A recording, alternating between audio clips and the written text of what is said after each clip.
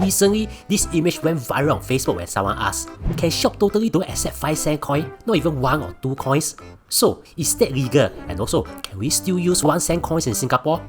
So, with so many of us going cashless, adults are using coins as paperweight in the office and kids are trying to open coins thinking that there's a chocolate inside.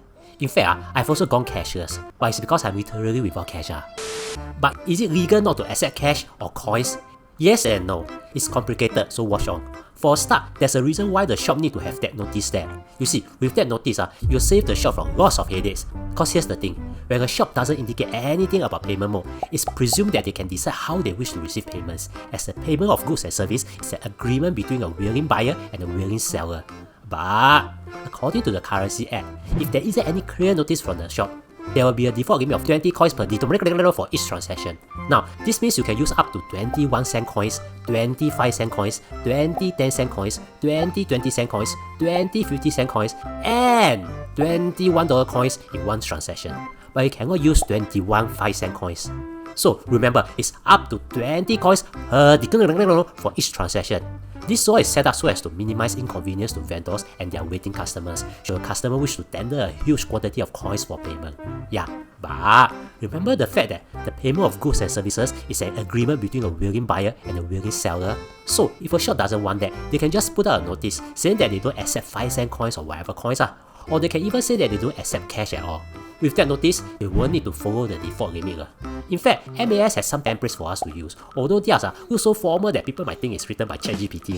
Basically, just a simple notice will suffice, but it must be obvious, in English or even in 4 languages if possible, and should have a minimum of 20 font size if printed.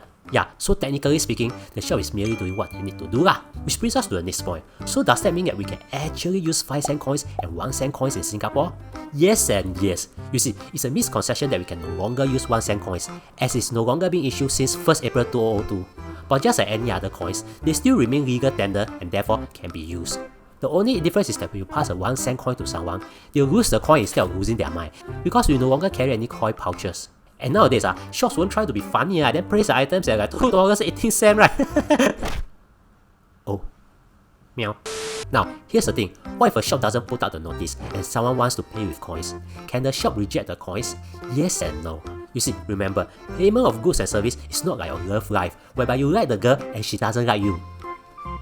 I'm actually talking about my love life. Payment of goods and services is an agreement between a willing buyer and willing seller, so both should be willing. So if a customer wants to buy the item with coins and the shop doesn't want coins, then yes, the transaction can be cancelled altogether. Then what's the use of putting a notice?